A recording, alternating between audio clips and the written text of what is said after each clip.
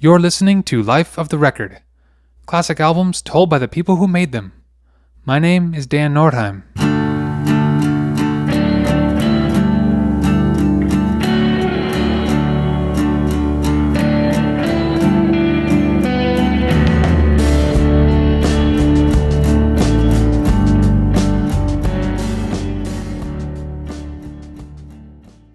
Low formed in Duluth, Minnesota in 1993 by Alan Sparhawk, Mimi Parker, and John Nichols. They initially signed with Vernon Yard and released their debut album, I Could Live in Hope, in 1994. John Nichols left the band and Zach Sally joined as they released Long Division and The Curtain Hits the Cast prior to leaving Vernon Yard. After signing with Cranky, they released Songs for a Dead Pilot, Secret Name, and Christmas before reconnecting with Steve Albini to record the songs that became 2001's Things We Lost in the Fire.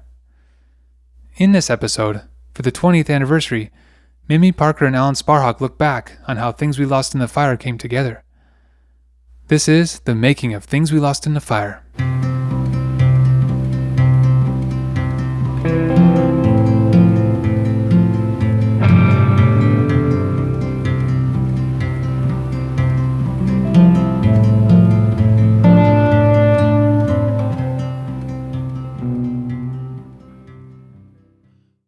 My name is Mimi Parker, and I'm in Low, and I'm here today to reminisce about our record from, I think it was 2001, called Things We Lost in the Fire. Me too. I'm Alan Sparhawk, and I'm also in Low. I think at every point of any record we've ever done, there's confusion. Yeah. Whereas we're like, what are we doing? Is this any good? Is this just crap? Is this, oh no, are these songs any good? Or, are we making a big mistake by chasing this rule or this maxim or something? I mean, these were some really expansive songs. I mean, when I look back, I guess when I remember writing them, I mean, I remember, this is just, I don't know if naive is the right word, but I feel like the possibilities in my mind were expanding just faster than I could keep up with it. So there's some really pure songs on there here that came from sort of that perfect balance of being naive, but also just about fully grasping what's possible.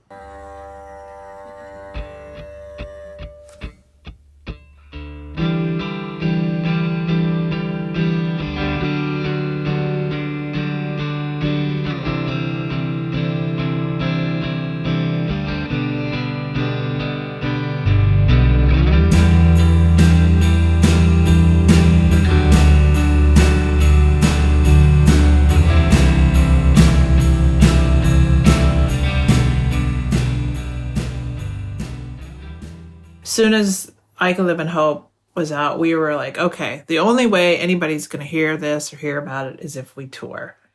So, and that's honestly... That's how it was back then. That's how it was, and that's the only way you could... Internet, so. So we toured a lot. We were hitting places a couple times a year, which now is kind of unheard of. We'd go to Texas, we'd go to Texas and Florida in the winter and maybe again, and I mean, it was kind of crazy how often we hit some of these places. Yeah.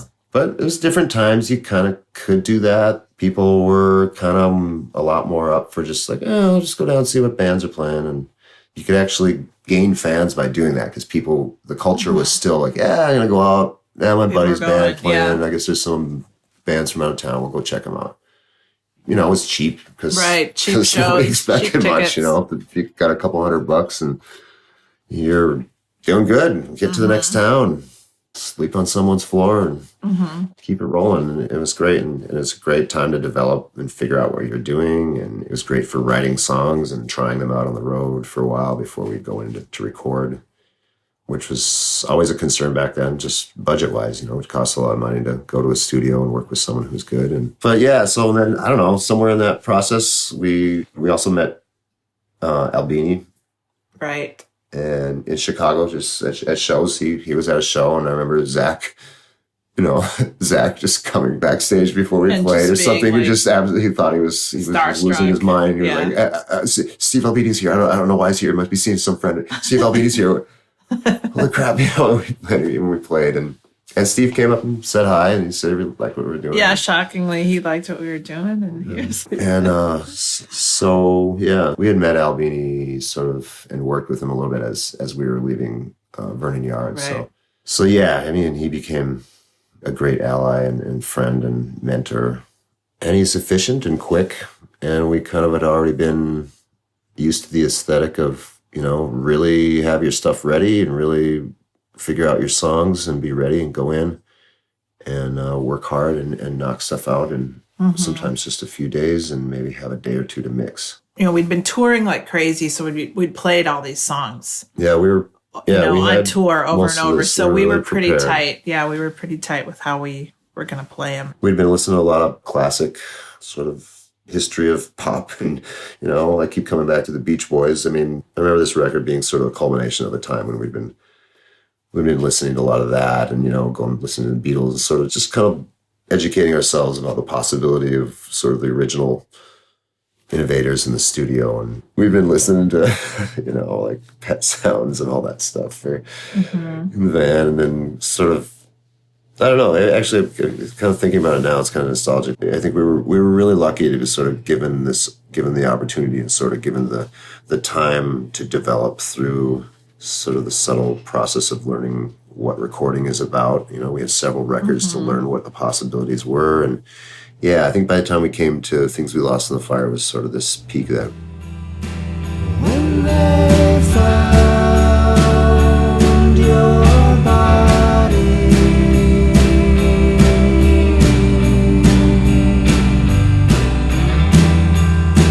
giant X's on your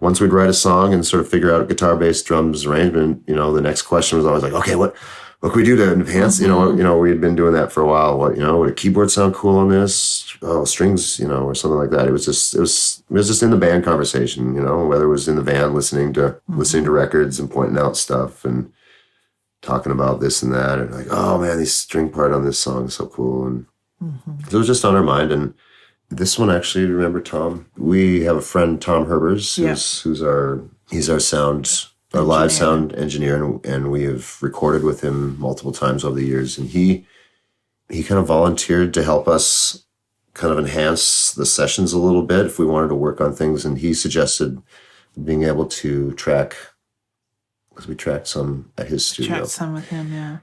And I remember the time, you know, Albini wasn't necessarily like, I don't like that. But I remember kind of in hindsight being like, well, I know he was a little nervous about it. And I know from just hearing stories since then that he really doesn't like to do this. But we went and we tracked some with Steve at his studio.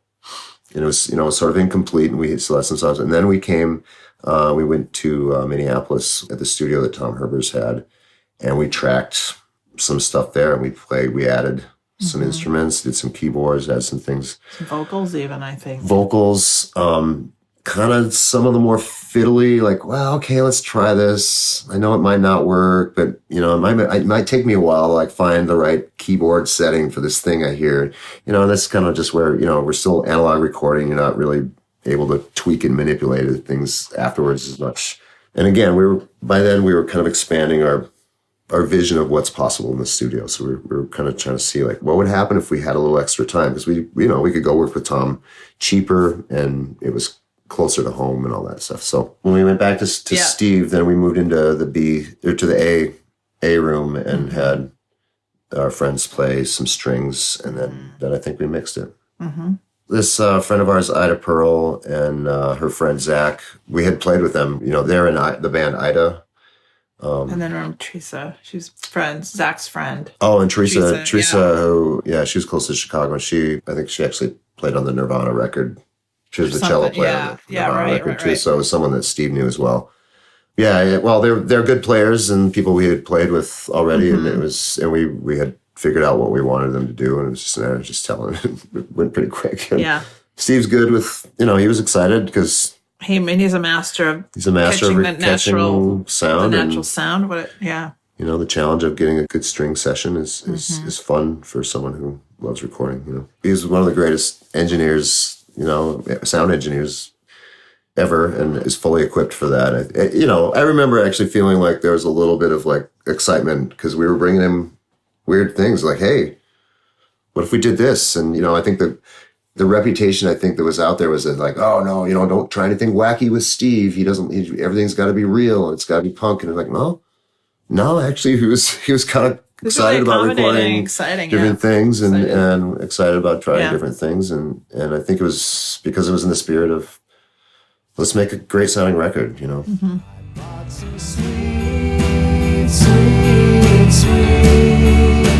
Sweet sunflowers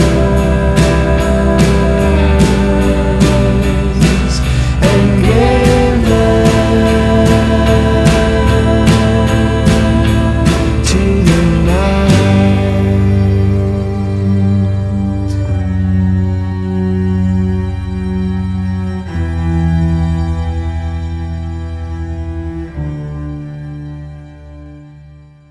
For that break, there was someone doing a little click. So then that's always a trick in the studio. That's always the hardest thing, is to get something to line up rhythmically so it sounds especially natural. with strings too. There's intonation and sort of the movement where the start and the finish of the note are just real. When the note starts and when it ends is such. Yeah, it's loose. It can be very loose and it can be very technically challenging. I mean, Ida and Zach were really they did it really good. Yeah. So I think it actually went really smoothly. But I remember being like, okay, I'm not sure how to do this, but I think if you guys play this note and this note and this note, I think it'll work. It's literally that.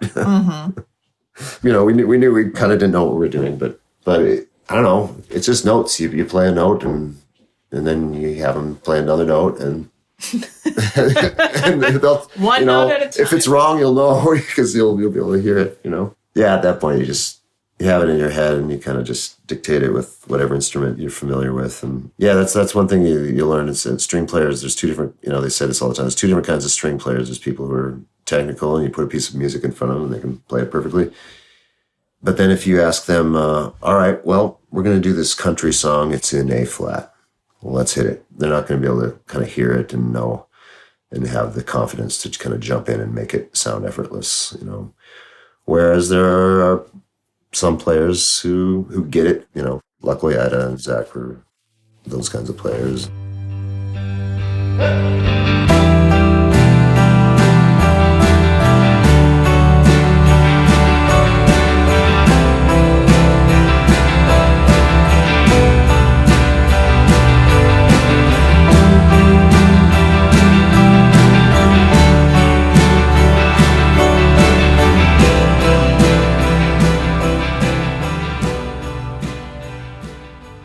Well, the first song, Sunflower, it's sort of raw right at first because when they found your body, it's sort of like not necessarily the first thing It's quite an image you think of when you're thinking of eternal love. But yeah, it's like reading the last couple pages of the novel first. Every time I sing it, I'm sort of picturing it from the side of someone who is either dead or is sort of reflecting on someone who has passed. And of course, it's a relationship, and how someone would speak who is either a ghost or who is in love with someone who's now gone. But you're still one. It's sort of, in many ways, it's maybe a reflection of a belief in eternal life or the belief that love is eternal and that if we do live forever, then are we one and living eternally with the people who we've committed our love to. And it's a way of doing a love song without it being sappy or without it being disingenuous, maybe. I don't know. This has probably been the most requested song. People still, ask for even this one, this yeah. day, still, People ask for this one, so, yeah, people ask to hear this one. Sweet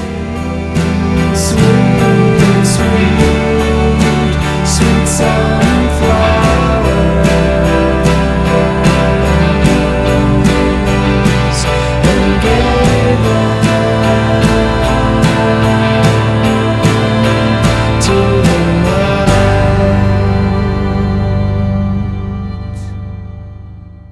we had been on a trajectory for a few records of kind of slowly customizing ourselves more to the studio and sort of on a very cautious level reaching out to other possibilities, whether it's other instruments or recording technique. We'd done a few records by then, and we'd worked with several different engineers and producers.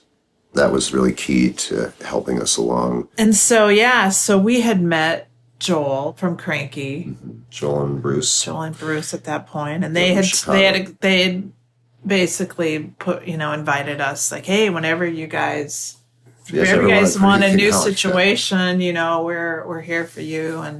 And so it was actually pretty natural and pretty welcome at that point. We didn't know if we fit on Cranky. The Cranky aesthetic was a little different, than what we'd been doing. We thought, are you guys sure? Because we're kind of this kind of just real minimal and not indie, really. We're still playing pop songs and stuff. Kind of poppy and not so experimental at this point. But I remember having a little bit of a feeling like, wow, we're on Cranky. We really could kind of do whatever we really could stretch out. And, and of course, we'd done a few records. And like I said, we'd been learning. As you learn to record, your mind kind of explodes with like, wow, what would happen if we just did a song where the drum was just doing this thing?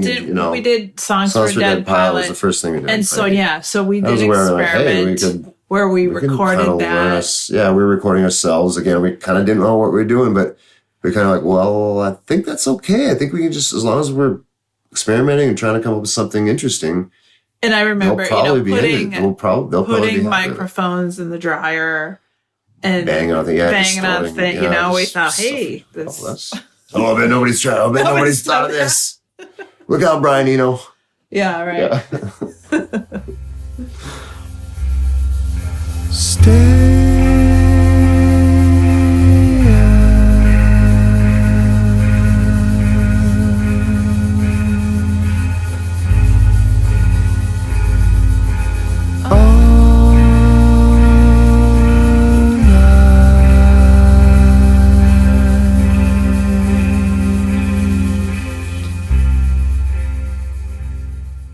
Whitetail, I guess. Yeah, I remember kind of writing that. It's just sort of this weird circle on the guitar. It's a circle of 5 measures, which is odd. Mm-hmm. Not only literally odd, but it's just, most of the time music's in 4s and 8s and 2s and stuff. So Daniel Huffman from this band, these friends of ours, this band Comet from Texas, happened to be out hanging out, visiting us, and so we had him play some noise on that because he's kind of more of a free noise, psychedelic Texas guitar guy. So that was cool. We tracked a lot of that at Tom's and then brought it to Steve. I don't know. That song just is slowly, anticipation. Yeah. It's interesting. It's a little bit sonically, the texture is it's actually kind of a precursor to a lot of what we're doing now. It's removed from the drum kit. There's no backbeat to it. Mm-hmm. There's no sort of notey bass line necessarily, even though the bass is there. It's sort of just this kind of throbbing texture that's coming at you, which could probably describe a lot of what we've been doing the last few years. Mm-hmm. But the first verse in that, I always think of Zach. It's stay up all night, waste time, waste light, closer, ever close. Because Zach is a illustrator, he's comic, graphic novels and comics artist, and those lines to me were inspired sort of like the image of just that. He would stay up all night and work on stuff. He's a really meticulous artist. He would take a lot of time for his stuff, and he would pour over it and edit it a lot. So it's just, to me, it's this claustrophobic late night kind of fuzzy feeling of just being driven to work on this thing that you love, but it's also sort of a trudge through, and in some ways that, to me, it's sort of a reflection of the feeling of writing too, from at least my pattern for years is just, you're up late at night.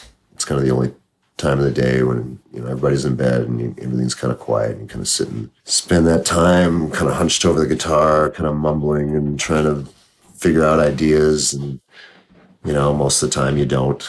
And then the image of the white tail, it's just, I don't know, something that's going that way, and all you see is that it's leaving. You're never going to catch it.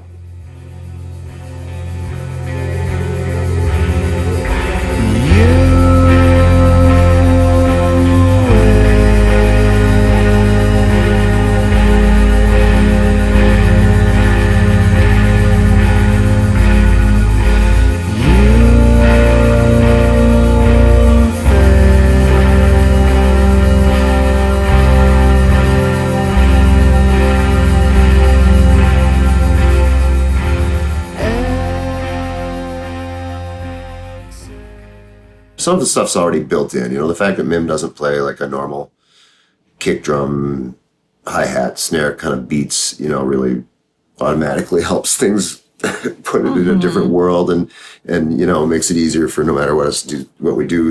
I'm like, well, it doesn't sound like anything I've heard before. And it's mostly because Mim's different approach to drums. But then that forces us to think differently as well, so yeah, I don't know, just trying to avoid cliches. We try not to play with them or lean on them too much. I think some bands really use, the touchstones and the anchors of the past to realign and tell their story with sort of the vocabulary that's already been established and familiar. And there's an art to that. But I guess we've always just insisted that there are other ways of doing it, and that if we worked at it, we could find our own.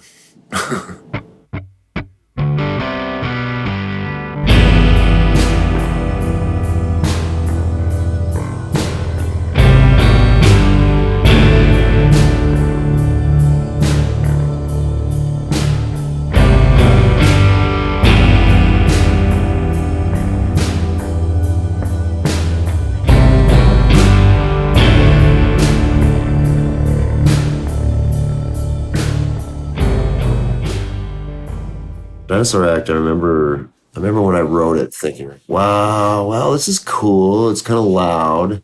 I wasn't unfamiliar with playing loud, and I do love loud stuff. But I remember kind of writing it in this big riff, thinking, oh man, that's so rock. I don't know if Mim and scared us. I don't know if Mim and Zach are gonna go for that. So, but we found a way to do it that was thick and heavy without completely surrendering to the thing that in my head that wanted to do. Right.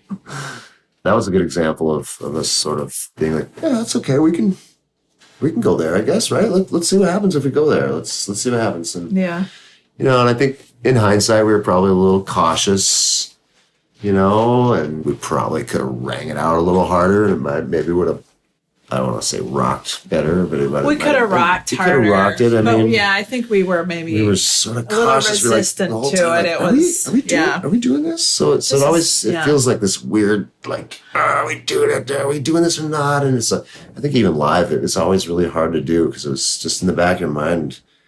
The song really wanted to go there, but then you're like, no, that's not what we're about. We were holding it back. That's not what we're about. How can we do this without it?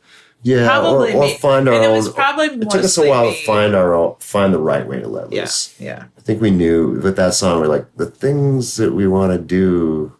I feel like, I just felt like it would be a little too cliched if we let it go where we were. Yeah, it took a while for us to find, like, okay, how do we be loud without it being like, oh, there's cliche we've heard already. I thought we were about trying to avoid that, I think it actually took a couple times playing it to you before you really bit, actually. I wouldn't be surprised one bit.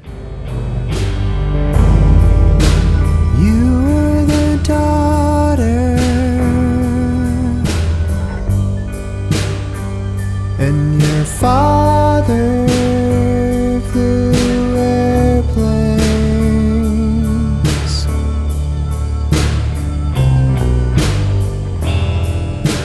You and your sister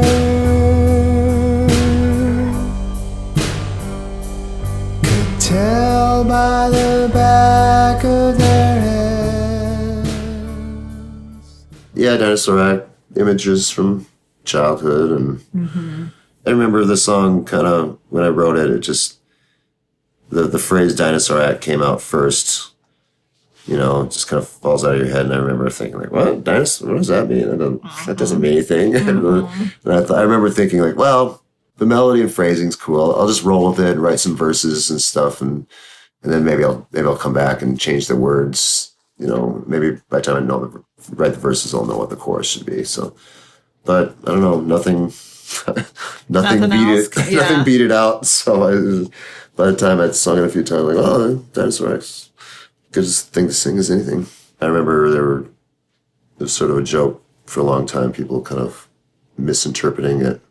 The dinosaur egg song. Yeah, right. Dinosaur egg, dinosaur hat, dinosaur So I don't know. There were a lot of misinterpretations. It's pretty funny. Just like a dinosaur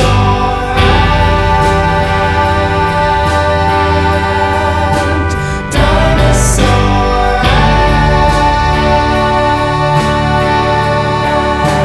dinosaur act, dinosaur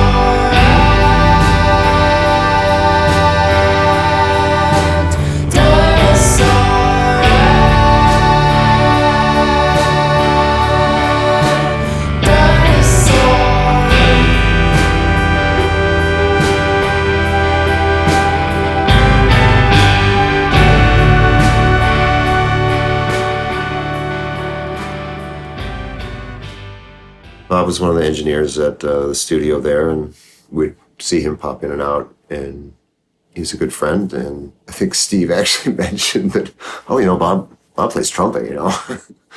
oh, really? Okay, let's get. Yeah, we had him come in and do that part, and it was cool.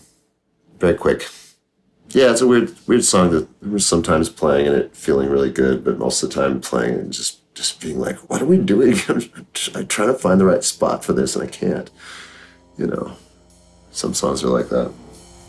They'll never cure this thing with medicine and magazines.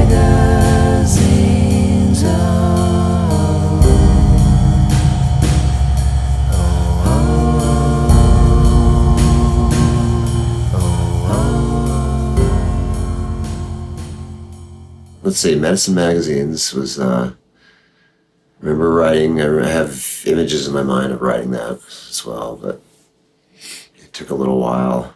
I have sort of certain writing styles that I fall into a lot, and this is one of them, the cycle of sort of the weird twist end at the end of a cycle. It's like 3 chords in a cycle, but then a little twist at the end, and then, okay, start again. 3 chords in a cycle, or 4 chords in a cycle, and then a weird twist at the end, and then 4 chords in a cycle. Anyway, that one, all I remember is just working so hard and wringing my brain out so hard trying to write these songs. A friend of ours made a video actually just recently for that song, and I think I actually, for the first time, was actually able to really connect with the song and actually feel the emotion of it, because it's just maybe the imagery or something. Suddenly it hit me as a lot more nostalgic and resonant than I think it ever had been. I don't know. The language in it is sort of talking to a friend, you know, maybe talking to someone who's, you know, you're trying to help or console or try to give advice, or, you know, I mean, I may be talking to myself even. A lot of times that's what's going on. I'm speaking to someone, but really it's a reflection of myself, talking to myself. Or yeah, most of the songs on the record, I'm talking more to Mim, but not this one. This is speaking to a troubled friend. And there's pressure always to solve it for people or to give them answers, and it's okay. The most important thing is just engage.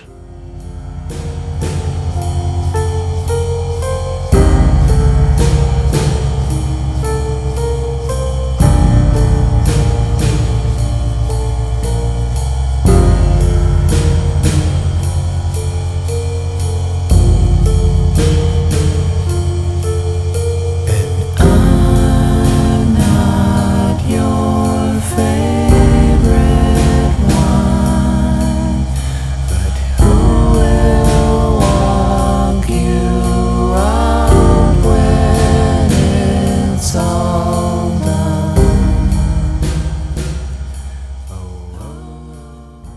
Yeah, there's a really cool on Madison Magazine's that little electric piano break is Zach. Like I literally can see in my mind the image of him in the big room in B playing this keyboard that Steve had wheeled out. Yeah, I kind of remember that too.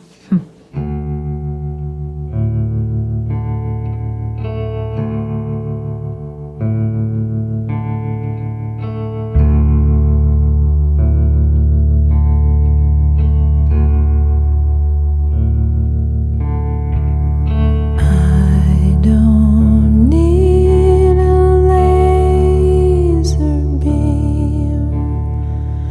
I don't need the time.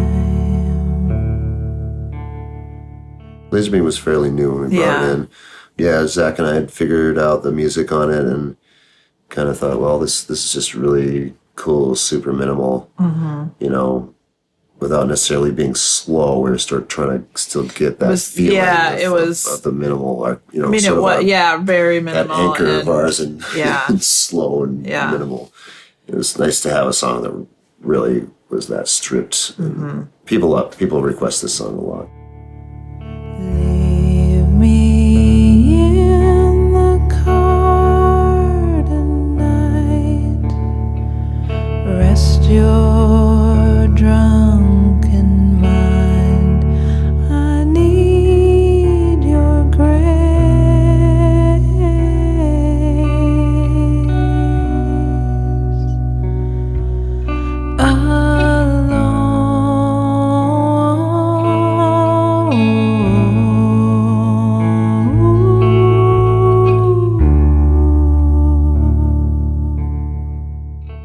The lyrics came together really fast Yeah, with this song. just It was played one it. of those, you played it, I sat down, Wrote the lyrics. and that's basically what came out. Yeah. I don't remember hashing over it at all. Yeah.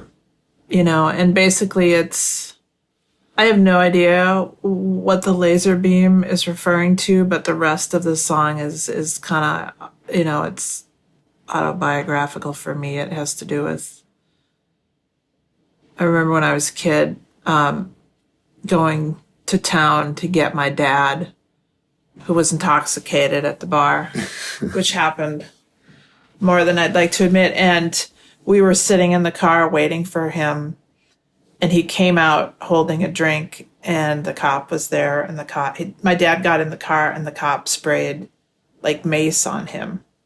And it was so crazy. And I don't remember my eyes burning or anything, but I just remember that. I mean, that was a very striking memory that I have. And that song is basically based on that experience. Lesser things are on your mind. Don't you think I know? Will this poison scar my eyes? Mother, close the door. I need your grace.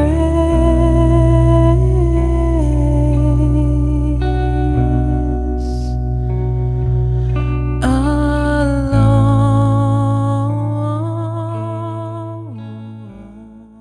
I was quite young when that happened. But yeah, really intense.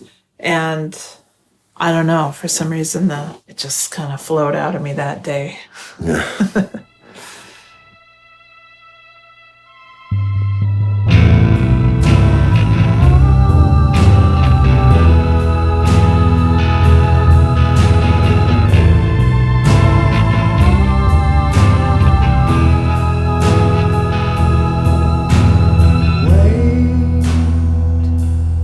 It's late. We've missed the date. Gone. July was an interesting song to write. Yeah, it's really kind of epic. I don't write a lot of songs that have sections like that, kind of movements. It's kind of got a lot of pop melody and movement in it. A little bit more complex chord movement than we usually do. Yeah. I mean, Mark D played on that. Yeah. I remember that really he brought a lot. Yeah. He brought a lot of sophistication to it. There's definitely. I know we kind of built it at Steve's, and then we went to Tom's, and Mark DiLeontoni was the sampler / keyboard player for Soul Coughing, who we had toured with, and was good friends. We were friends with those guys, and he came out. We invited him out to do some keyboards on a few songs, and he did a great job, and really, it was more than just keyboard. I mean, he's a guy who understands, he's interested in sound and like how stuff hits much more so than a typical keyboard person. So yeah, it was really great. He came and played some Mellotron and Chamberlin. Tom had a Chamberlin, which is, it's like a Mellotron. It's the same concept. You're triggering actual tape samples of other instruments, So yeah, all that orchestral, all that weird, like a horn sounding thing at the end and stuff. That's all Chamberlin. Mark was playing the keyboard on. There's a lot sonically. There's a lot like chords and the changes and stuff going on there that I don't know. I don't know enough about theory to understand what's going on, but there's some weird chromatic chord movement on that song that I don't understand what's going on, but it sounds okay. So we went with it.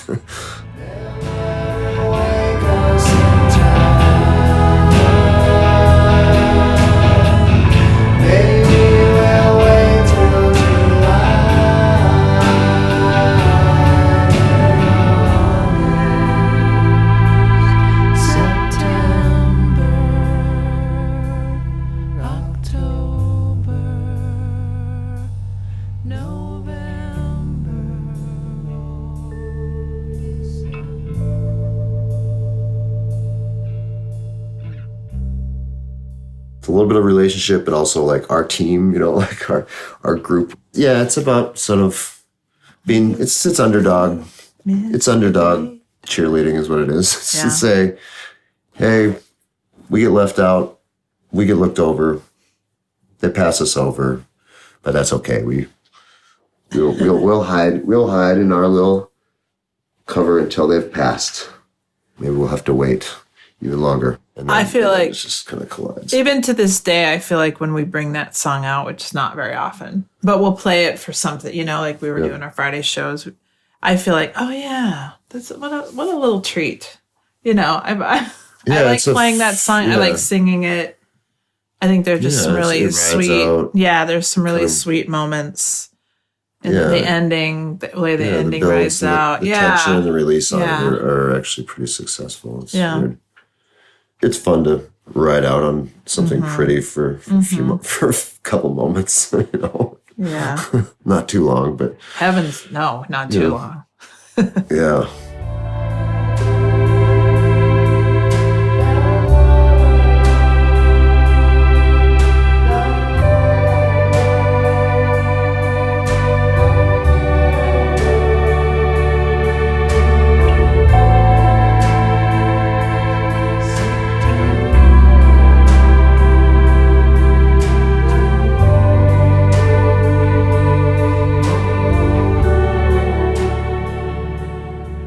Well, I mean, specifically, there are 2 songs on here that I sing that pertain directly to that. Right. Yeah. Childbirth. Embrace is basically about the experience of actually physically having a child.